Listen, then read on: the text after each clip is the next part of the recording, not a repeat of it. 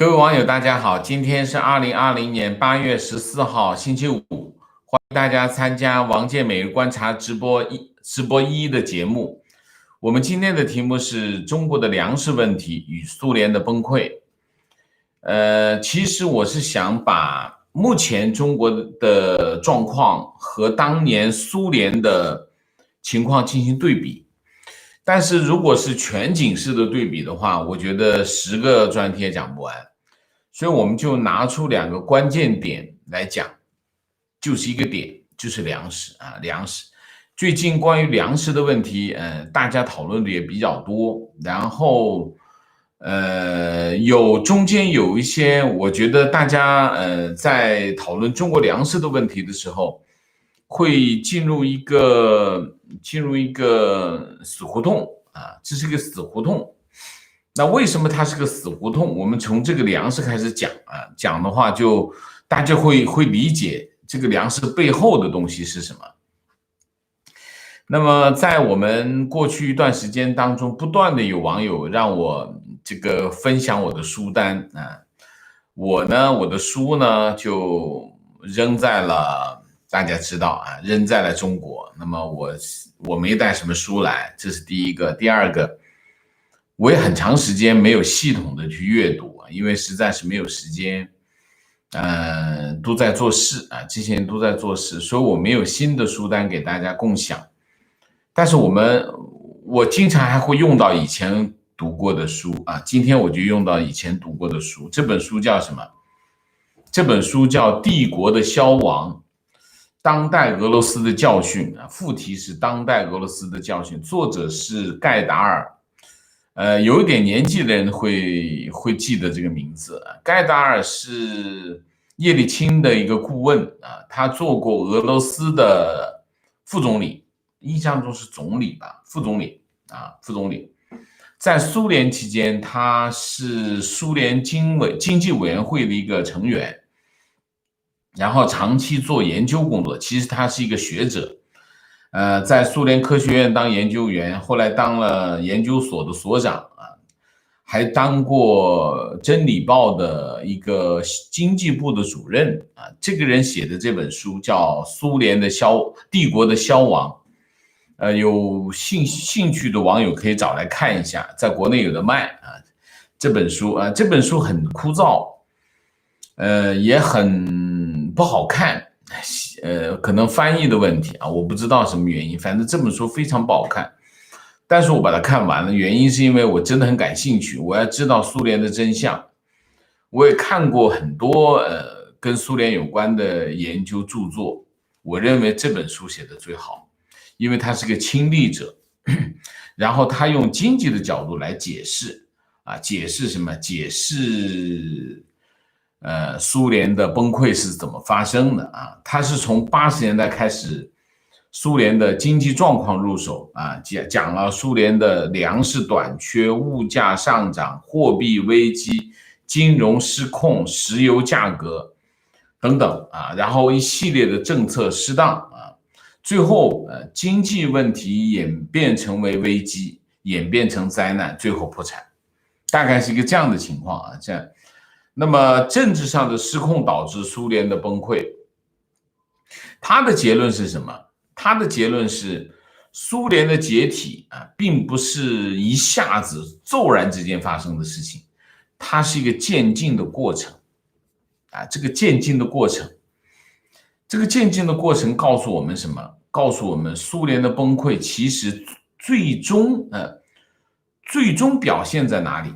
最终表现在经济上的破产啊，经济上的破产。那么我们来看一下啊，苏联其实发生在苏联的事情其实并不太复杂。苏联的经济结构其实很简单，出口石油啊，它是靠出口石油，还有军火，一小部分军火，然后获取外汇，然后进口什么呢？进口粮食和工业品。那么苏联的危机从哪里开始？是从石油危机开始，石油价格暴跌啊，石油价格暴跌导致什么呢？导致它外汇不足，它外汇因为出口，因为你出口同样多的石油，你换取的外汇更少，它出口，那你增加石油啊，增加不了，为什么？国企动不了，所以实际上你可以看到，苏联的体制是一个僵化的体制，它很多东西是僵化的啊，那就导致什么？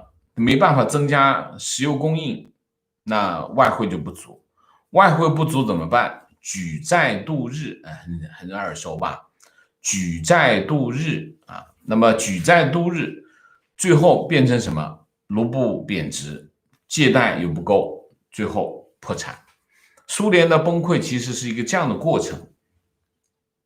你从现在来看啊，中国跟苏联当时的情况有三个共同点啊，三个共同点。第一个，有一个无法自由兑换的货币啊，很像吧？非常像，无法自由兑换的货币，人民币不能自由兑换，卢布也不能自由兑换啊，这是第一个。第二个，粮食需要进口，粮食需要进口，这是第二个啊。第三个，苏联需要进口工业品啊，苏联需要进口工业品和其他一系列其他的它没办法生产的东西。中国也是一样，中国需要进口石油，苏联不需要，虽然出口石油啊，还有什么？中国还需要进口芯片，还有一大票中国也生产不了的东西啊。中国跟当时的苏联，中国现在的情况跟当时的情况是一样，就有三个共同点啊。那么它背后反映的经济问题其实是一致的，就是核心的问题是什么？核心的问题就是不能自由兑换的货币体系必须保持国际收支平衡，保持旺盛的出口是维持现在的局面的根本要点，就是你必须旺盛的出口，否则货币崩溃会导致经济破产。中国有没有看到这个问题？有看到这个问题。中国有没有采取措施？有采取措施。但是采取措施能解决这个问题吗？中国有句老话叫什么？叫摁下了葫芦起了瓢。还有一句话叫出来行起走对碗啊，就是你拿走的东西迟早要还回去的，就是这个道理。其实呢，中共在苏共身上是学了很多东西的啊，学了很多东西。学了什么东西？学了两件事。第一件事，怎么样进行社会控制啊？中共在苏共身上学这点学得很透，就是对社会控制，中共比苏共要玩得好。玩得好在哪里呢？就是中共学会了高科技，这是一统啊，这是一统。但是中共毕竟是苏共的分支，中共没有主持像苏共那么大的局面啊，中共都是一个小局面，因为它是它的分部啊，小局面。中国在整个的体系当中，它还是个小体系，但是老毛不服啊，所以才苏共翻脸的原因是在这个问题。但是其实中共的局面一直就没有很大，到今天这个局面，为什么习近平会膨胀啊？不是习近平一个人膨胀，其实是整个中共在膨胀。因为中共从来没碰到过这么好的局面，这么大的局面没有过啊，都是一个小盘子，中共一直在搞一个小盘子。那么苏联的问题是什么？苏联的问题就是，当它石油价格暴跌的这个出口无法通过其他途径解决的时候，为什么不能通过其他途径解决？因为苏联体制的僵化。这是中共学会的一点，就是灵活变通。中共相对比苏共要灵活啊，它保持灵活。当然，灵活的其中一个背景是什么？就中共它的局面没那么大，它局面没那么大，它当然是传销好掉头。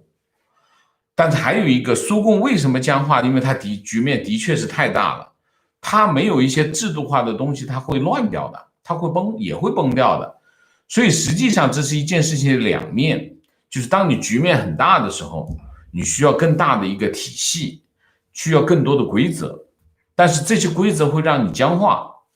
那么当你局面没那么大的时候，那你可能会更灵活，但是你没那么大呢，你各种困难又比较多啊，你就没办法做到一些战略性的安排部署，这就是一件事情的两面啊。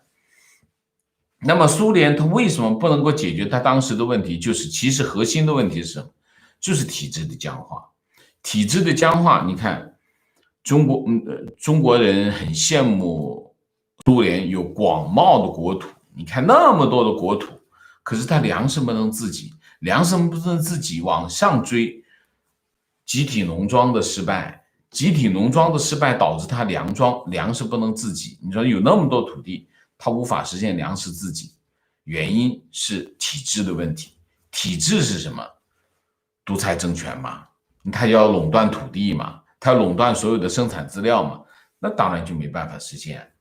所以实际上它是制度性的失败，制度性的失败反映在粮食供应不足，那只能出口石油，出口石油价格下跌，换取的外汇不够，经济就破产。很简单，其实你现在往回看，苏联的问题并不是特别复杂，虽然中间穿插了很多花絮啊，各种花絮式的事件，但是从本质上来说，其实就是制度性的失败啊。那么中国目前的问题是什么？中国目前的问题就是为什么中国现在的问题之前没有发生？这是个有意思的问题啊。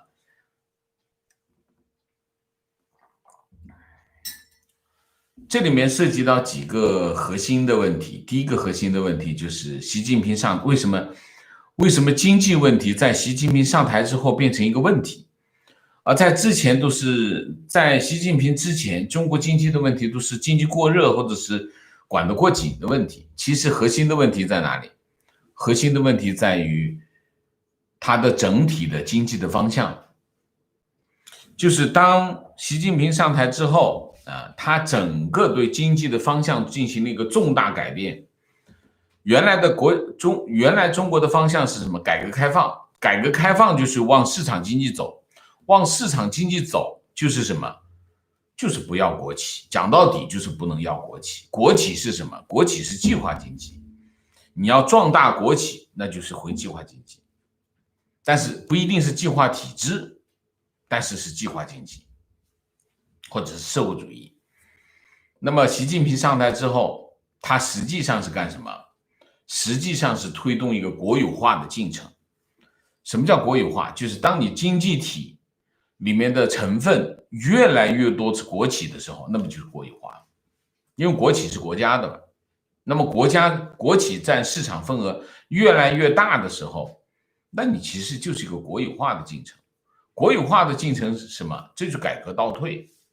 改革倒退的结果是什么？经济失去活力。为什么经济会失去活力？因为国企是没有活力的，因为国企它全是官员，他不会努力去经营的。那么令什么呢？令整体的社会运营成本会上升。整体运营成本上升的后果是什么？出口竞争力下降。出口竞争力下降意味着什么？意味着国际收支平衡越来越困难。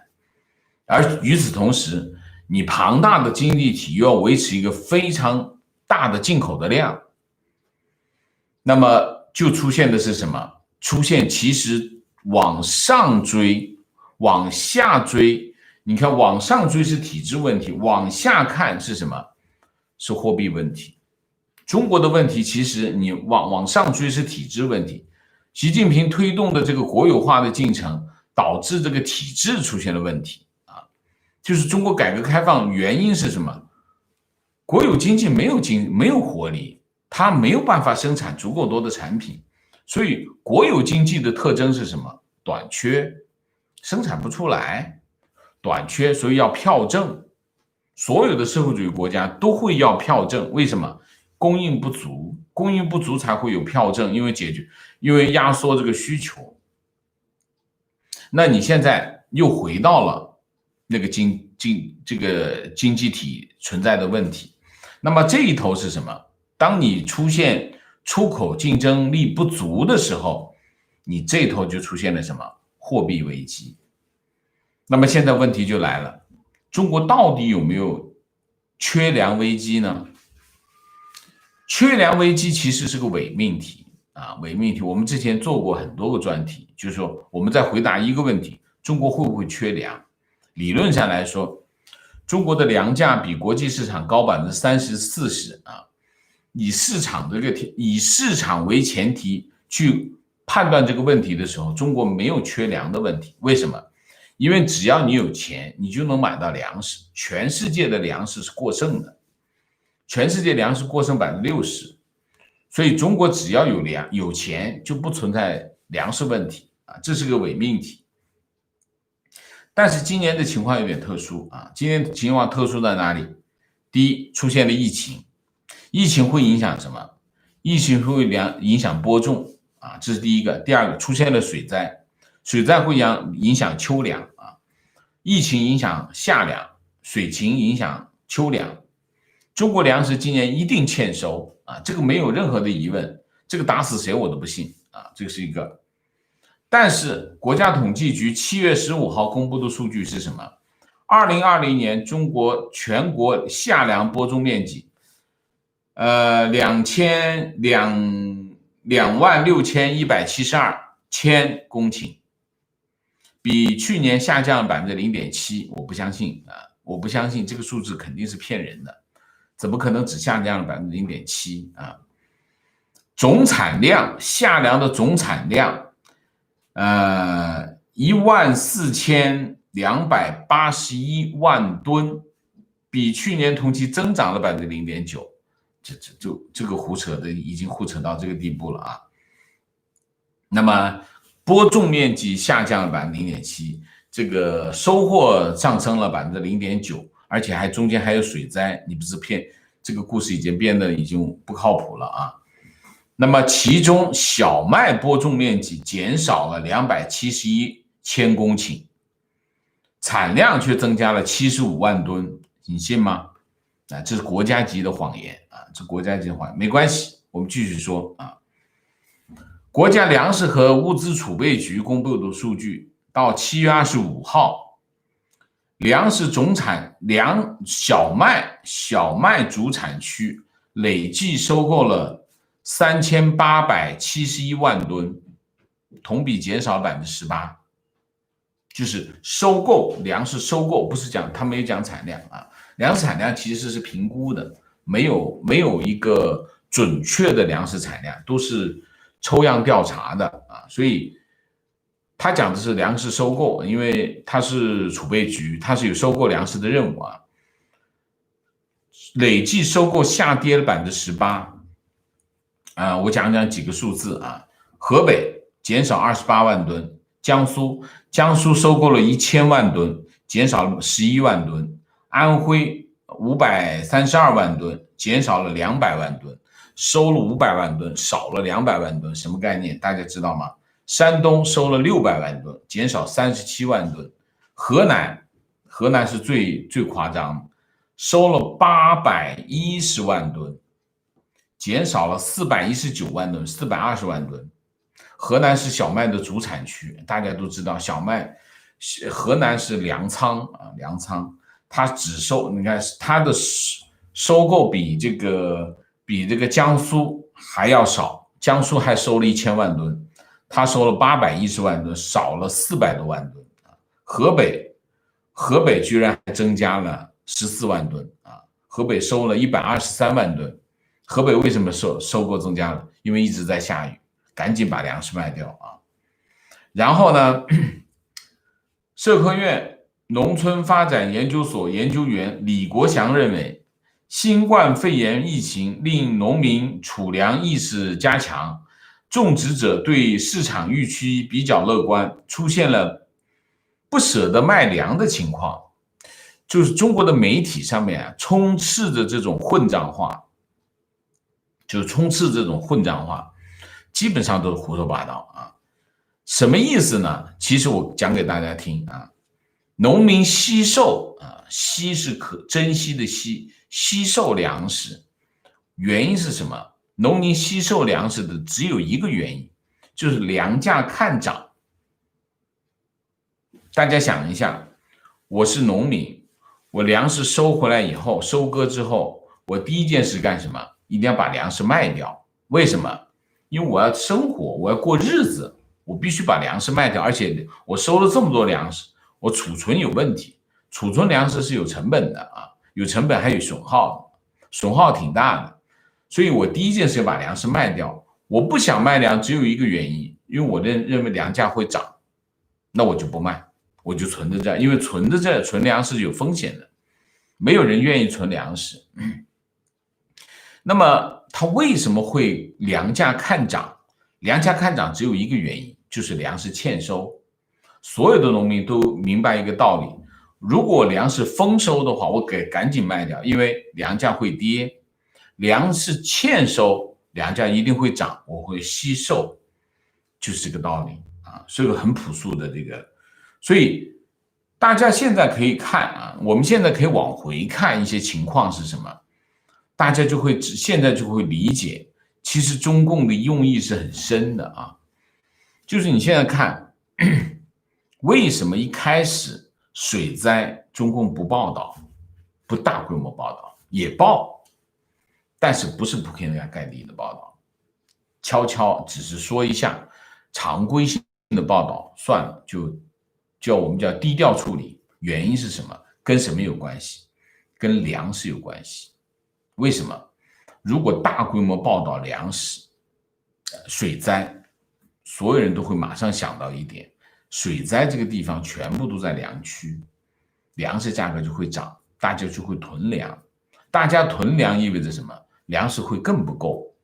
粮食不够怎么办？那你就得去买。你要去买就要干什么？花外汇。进口粮食是需要使用外汇，所以你现在把这个局放在一起来往上推，你就会发现，中共其实中共做事不行啊，做事不行，他管事很会，就是他把事情想的还是很深的，就在水灾这个问题上，他其实最后的用意绕来绕去还是外汇上，为什么？进口粮食要外汇。当年苏联他的外汇都拿去用进口粮食了，因为他粮食不够吃。中国有没有这样的问题？中国也有这样的问题。今年这个问题特别严重，而今年外汇又特别缺，道理就在这里。所以在这个问题上，大家想一下，习近平跑出来说这个号召大家要这个节约粮食，背后是什么？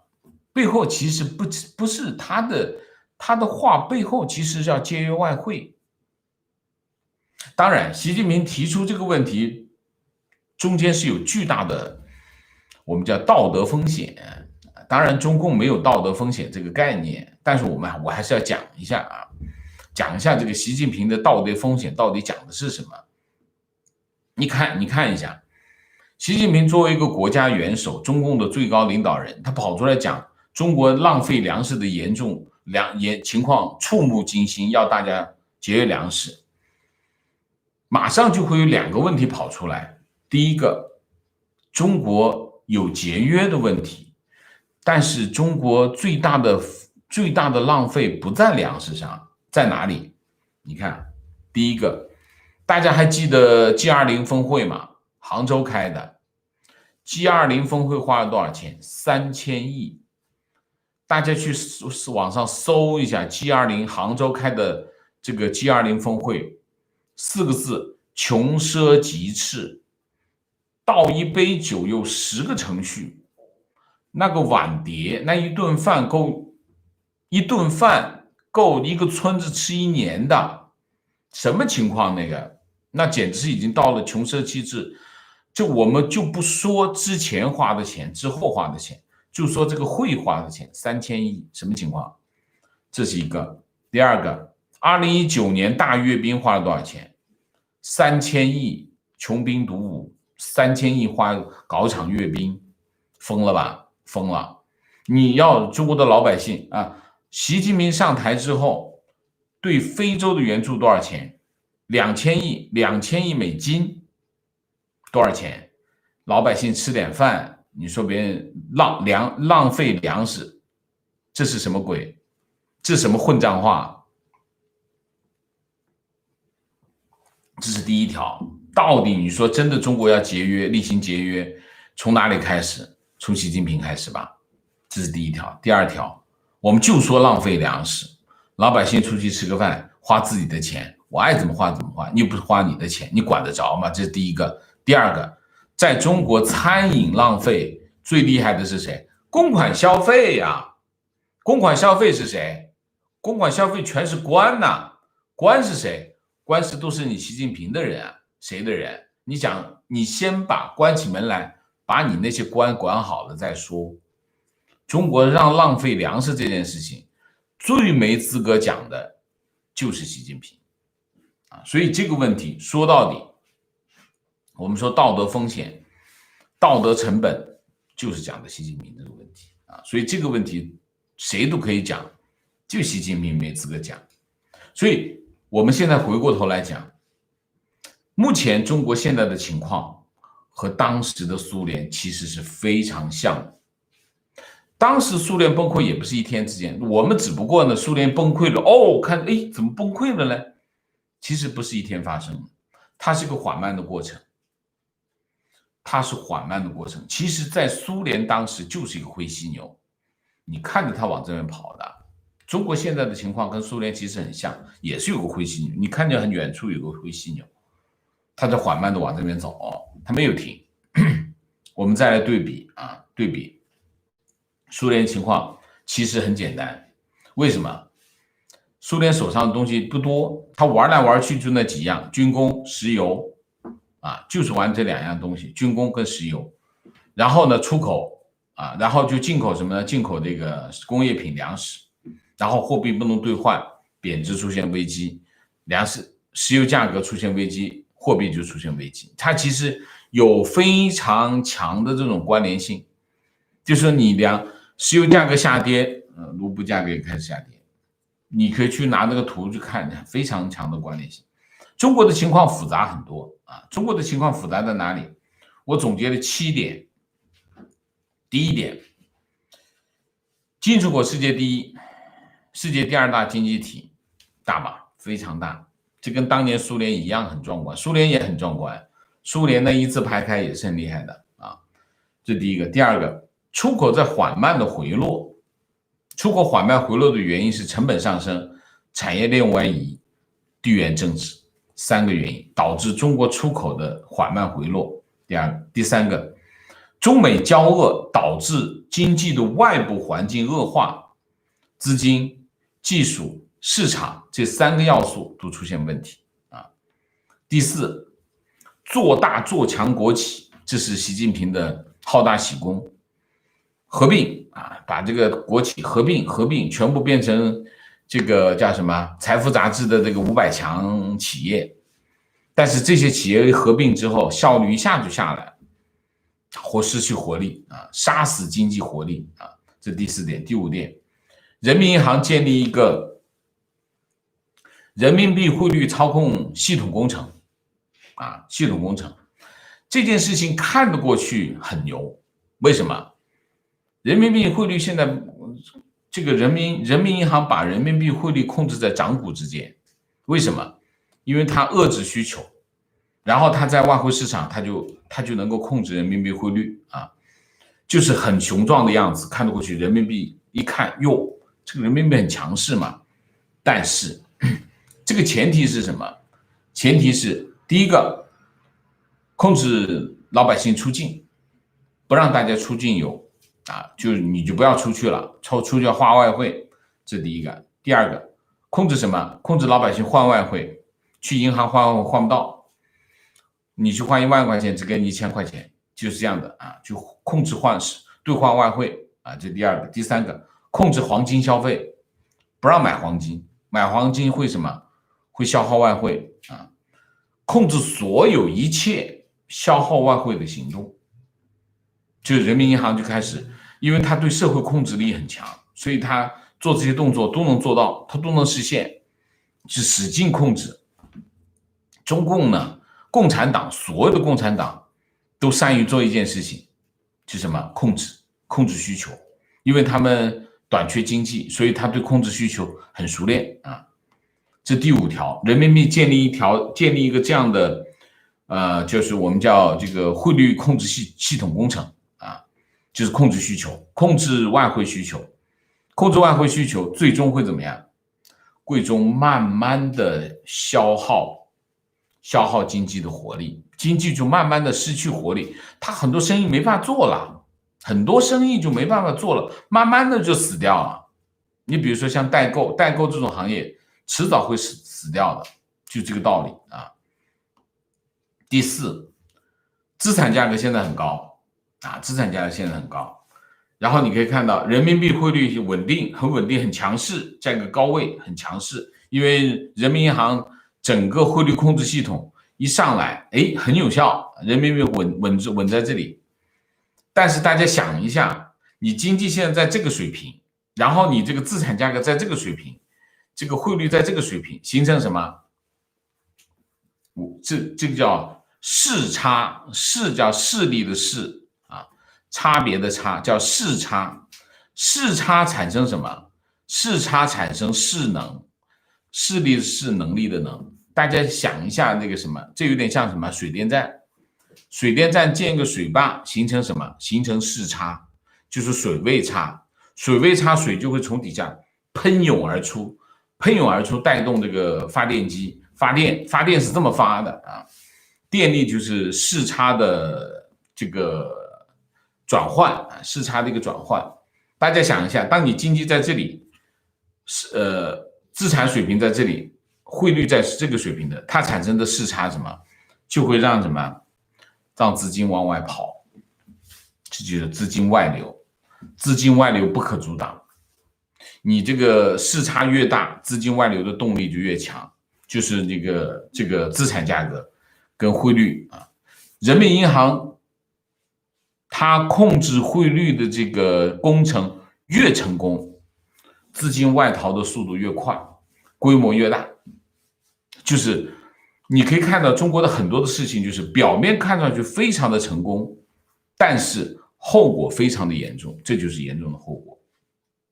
还有一个第7个。经济周期和经济结构这2个问题碰到一起啊，中国经济走向共和就是个时间问题。经济周期是什么？经济周期是我们之前讲过的，2018年中国到了2018年，中国经济就开始拐弯了。拐什么弯呢？拐大弯。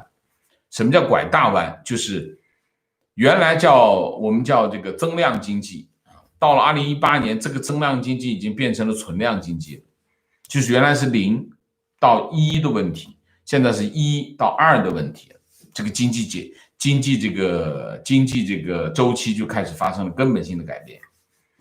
进入这个存量经济的时代，就是低增长，因为你已经有了增长就不快了，没有到有增长就很快，有了到更多那就增长放慢了。这很多发达国家都是这样的情况。这是第一个，我们叫经济周期。第2个，经济结构的问题就是资产价格很高，土地制度没改变，国企改革没有，市场经济转型转到一半往回走，这经济结构问题啊，其实是个笼统的表述。所以经济结构加经济周期2个问题碰在一起，然后加外部环境，再加政治因素，这些问题全部都集中在今年1年。这个局面呢，跟当时苏联的那种当时的复杂局面，当时也很复杂，看过去非常复杂。我们现在把所有的问题全扒开，讲得很简单，但是在当时那个局面下也是很复杂的啊。中国现在的局面也是很复杂，只不过你往外看，其实就是2个问题。第一个问题，经济改革不改，往回走，造成的经济的回落，然后就是货币的问题啊，就是一个不可兑换的货币它面临的问题啊。那么这个局面跟当时苏联的局面是很像的，像。那么经常有人讲讲中苏之间只差一场阿富汗战争为什么？因为中国现在没打仗那么苏联当时在打阿富汗战争，就对苏联的消耗非常的大。其实呢，中国现在面临的情况比当时苏联的阿富汗战争那要严重的多中美对抗它产生的消耗，我觉得比10场阿富汗战争的消耗还要大得多举个例子，香港问题香港问题，中国在香港消耗的资源不比10场阿富汗战争要大得多吗？阿富汗战争有多少钱？能有多少钱？香港多少财富？你想香港是什么财富？什么级别的财富？中国从利用香港获得的资源，中国有60%的外汇储备是外汇收入是从香港来的，60%。香港现在变成什么样子？你想一下，未来香港要是这样下去的话，中国的外汇会越来越少，少的速度比大家想象的要多得多。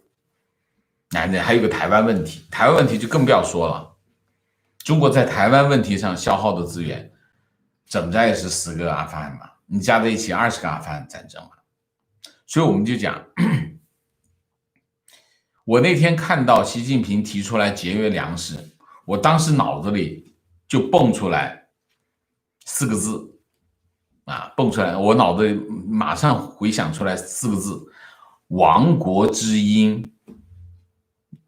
就是当有一个皇帝跑出来跟大家讲我们要节约粮食的时候，那就是亡国之音亡国之音所以我们说苏联崩溃是个消亡的过程，先是经济上的失败，然后出现社会危机，最后导致政治上的破产。那么苏联为了挽回这个危机头痛医头，脚痛医脚，没有人去碰核心的问题。什么问题？政治体制，没人去碰没人去碰。不解决政治问题，所有的策略，所有的解决方案都是权宜之计。中国的情况其实是一样的，你可以看一下，出口的问题其实是什么问题？是成本问题。成本问题往上追是什么问题？土地问题然后再往上追是什么？国企问题。国企问题、土地问题都是制度性的问题，有没有人解决？没人解决，谁碰得了？我觉得习近平现在身边的人都碰不了这些级别的问题，最终他这些问题都会反映在哪里来？反映到经济现象上来。这些现象级的问题背后都是政治问题。所以我们比较现在的中国和当时的苏联，他们内部他们背后的最核心的问题是什么？就是政治体制。什么政治体制？就是独裁政权。独裁政权的这个最终难以为继，没有别的，其实没有别的政治才是所有经济问题背后的核心。你把所有的经济问题掰开了，后面都是有个权力。权力是什么？权力就是政治好吧，我们又讲冒了。今天我其实还没有讲完。总结一下吧，2条。第一条，中国现在讲的问题往上追，全部你把所有的经济现象，包括它的很多大家不理解的东西往上追到后面都是什么问题？都是国际收支的问题。国际收支的问题背后是什么？背后是人民币没有自由兑换，无法自由兑换，不是没有自由兑换，是它是无法自由兑换的问题，就是汇率货币本身的问题。它整个的货币是整个经济的一个最终的结果。所以你可以看粮食问题，其实讲到底是外汇问题，外汇问题讲到底是货币问题，货币讲到底是什么？社会制度问题。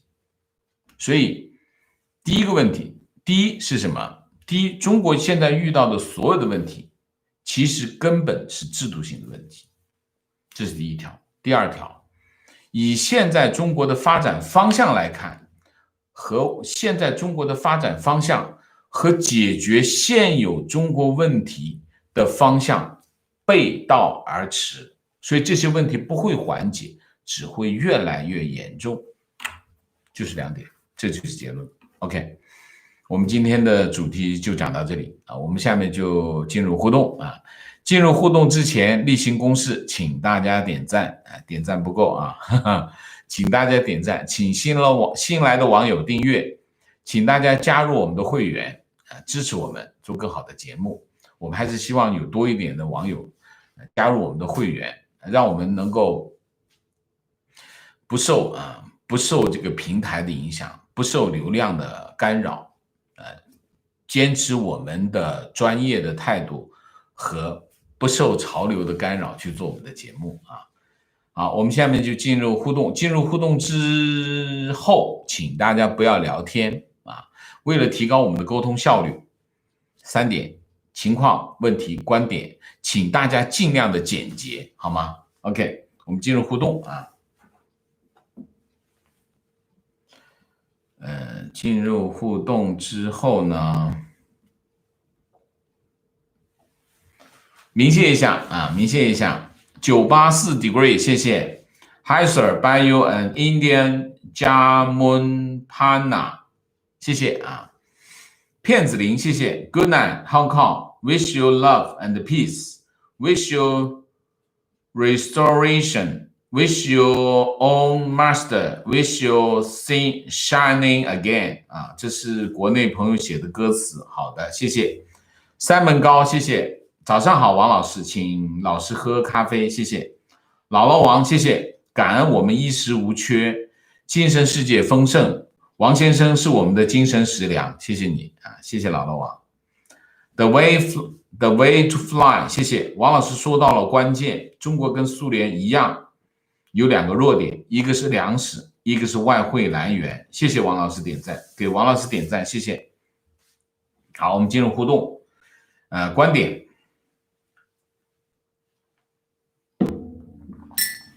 苏联红色帝国的崩溃是一系列不可逆的事件的叠加，虽然每一步效果很微小，但是每一步都不可逆和可叠加性决定了解体，这个过程是无法逆转的。非常正确，非常正确。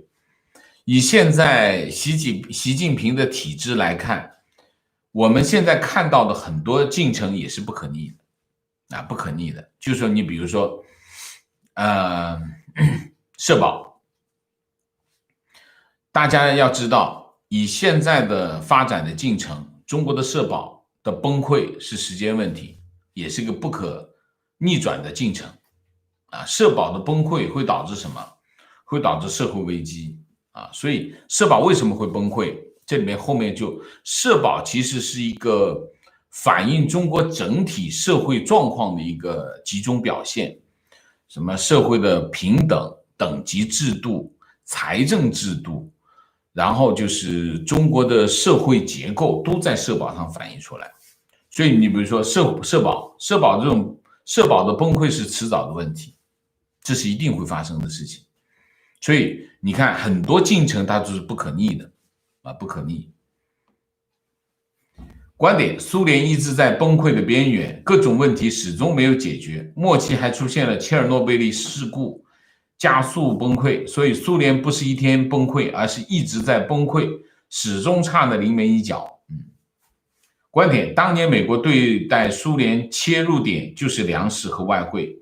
苏联主要外汇来源是石油，美国通过压低中东石油价格，让依赖石油出口的苏联收入锐减，加上阿富汗战争和军备竞赛，苏联经济就崩溃了。美国对待中国也是粮食和外汇，美国把中国踢出国际分工体系，压缩中国的经济收入，再通过军备竞赛瓦解中国经济，推动中国改朝换代。改朝换代吗？观点现在本质是保护贪官污吏、既得利益集团，说的是工农联盟、无产阶级专政，实力是红色家族各个富可敌国。观点：中国的问题是权力和经济的矛盾。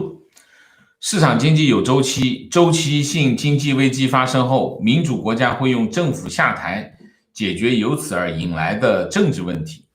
而中国政权想用独裁的绝对权力对抗经济危机，甚至习近平幻想用毛泽东思想改回计划体制对抗到来的经济萧条。这个独裁是逆天而行的，为此产生了一系列更严重的经济政治，最后是社会道德理念的崩溃。天作孽犹可恕，自作孽不可活。这是经典的马克思政治经济学理论哦。情况最近苏联最后一年再版精装版，作者罗伊麦德给杰夫从91年开始撰写，花了17年，总共49万字，是本好书，我读着挺好，不是特别枯燥，推荐给大家。OK， 观点：东北是重要的粮食商品粮基地，农产品的价格长期以来被压低，用补贴的形式补偿农民和农业企业，这个补贴是不足的，而且受到盘剥和挪用。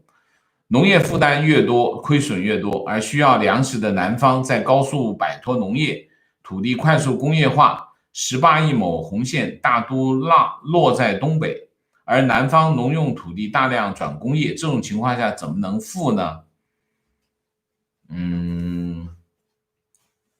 中国有没有农地问题？中国有农地问题啊，但是中国的农地问题是18亿亩红线的问题吗？不是啊，中国的农地问题核心的问题是什么？是中国的耕地大量的抛荒啊。中国没有，我不觉得中国有粮食问题，中国是有土地的啊，只是没人种。为什么没人种？因为那些精壮的劳动力已经去城里打工去了，农业没有一个比较收益啊，农业没有比较收益的后果是什么？大家都不种粮食啊，这是什么问题？这就是体制问题。美国有多少农民？美国几百万农民啊，100多万农民而已。美国100多万农民养活他的全国人民，还有余出口。美国是第2大不到第3大粮食出口国，它只有100多万农民，什么情况？这就是什么？这就是制度性的优势嘛，对不对？所以在这个问题上，中国的农业问题，中国叫3农问题：农业、农村、农民。3农问题。3农问题是什么？3农问题就是中共从建政到现在系统性的盘剥农民的一个最大的证据啊。观点：当餐饮行业疫情遭受打击，正慢慢恢复的时候，又出来叫节约粮食，3个字来形容：荒唐、荒谬、荒诞。是的，非常好。观点：平时提倡节约消费粮食是最愚蠢的。比如人民的需求是1，生产是1，那么天灾人祸立马死人。只有保证需求是1，生产1.5或者2，才能保证天灾人祸的粮食安全。那么生产出来的剩余粮食怎么办？这样就应该提倡奢侈消费，这样多余生产的粮食才有市场，就可以保持粮食的生产能力。 OK 不是这样的不是这样的。我开过餐厅大家很难想象我知道中国有没有餐饮浪费，中国餐饮从来都不浪费，中国餐饮是最不浪费的为什么你看桌上的那些剩菜剩饭，像样子的剩菜，服务员会拿去打包那么不像样的剩饭都成了什么泔水，拿去养猪。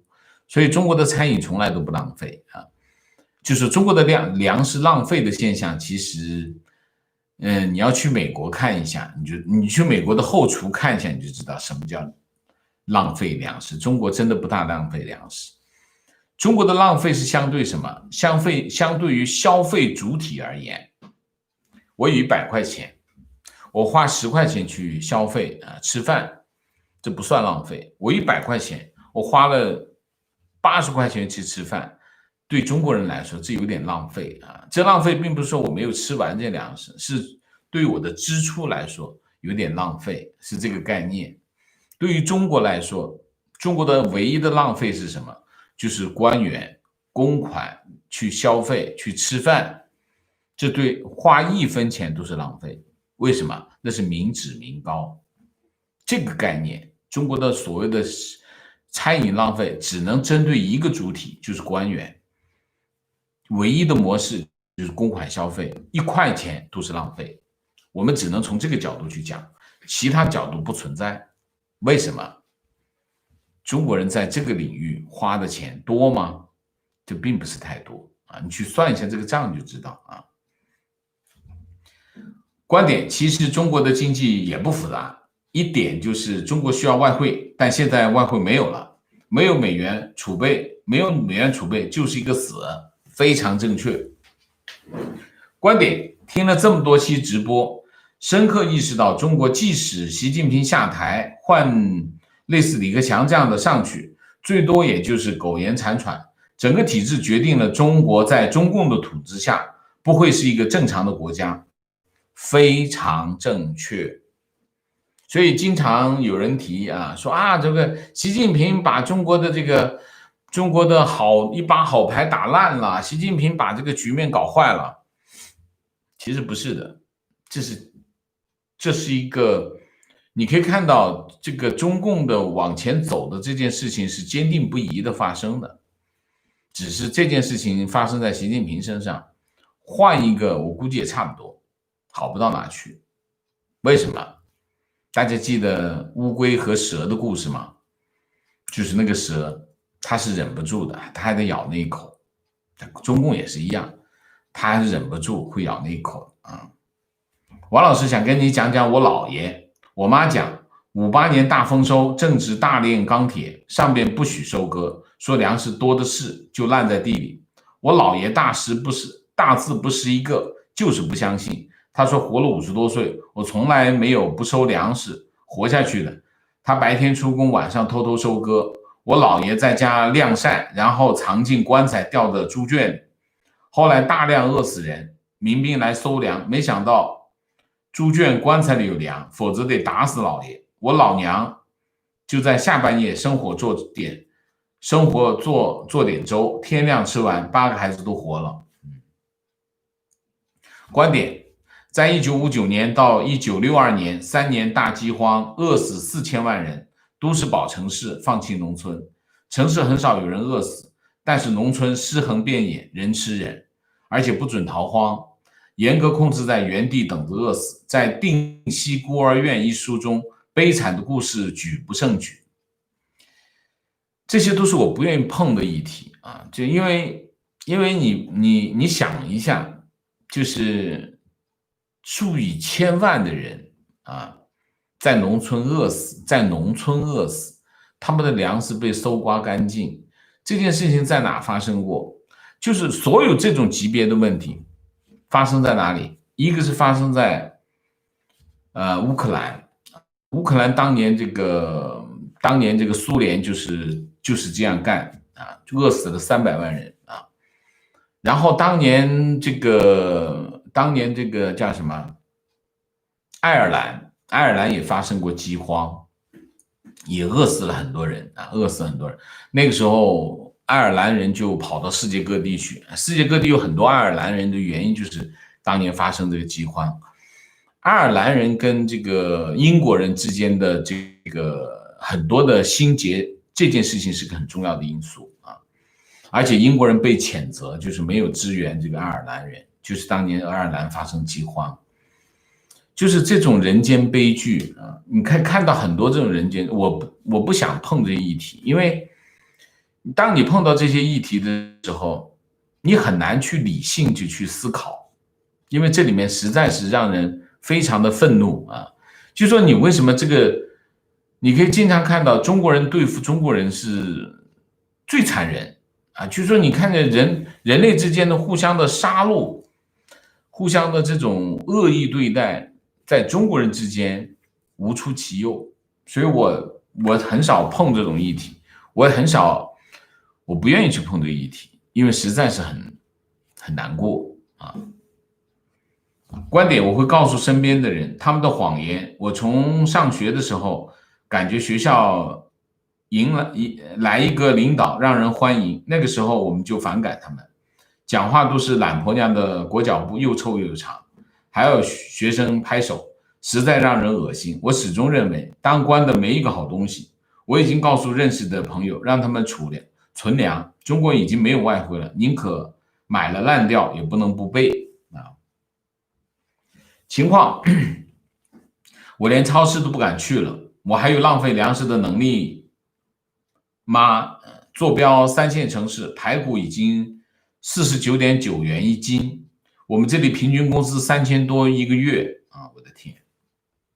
提问：7月数据，出口2376亿美元，外汇储备涨到了31600亿啊！数据看着比2019年还好。什么情况？全世界第2季度都跌了20%到30%，中国的数据是怎么来的？我也不知道它怎么来的，它就是编的呗啊！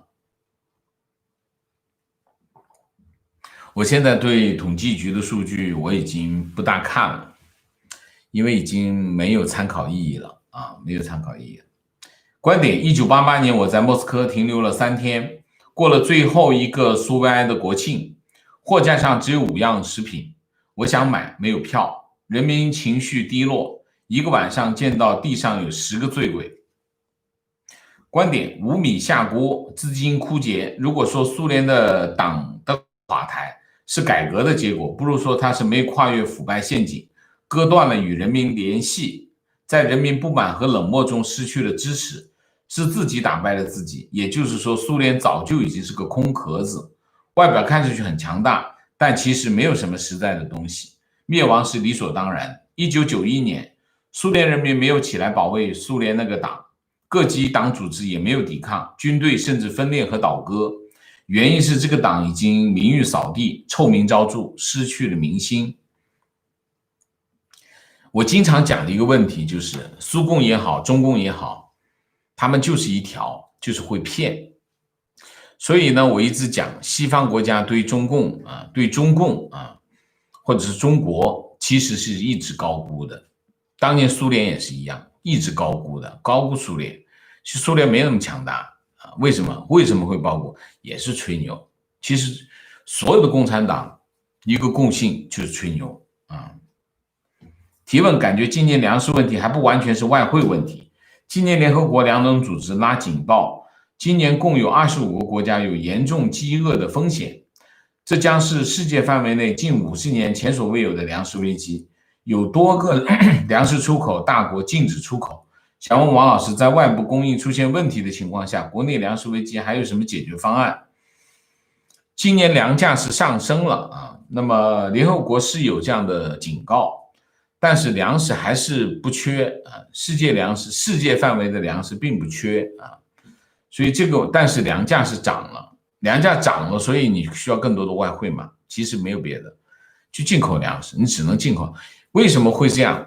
因为其实过去10年，全世界范围都在做这件事情，就是把什么呢？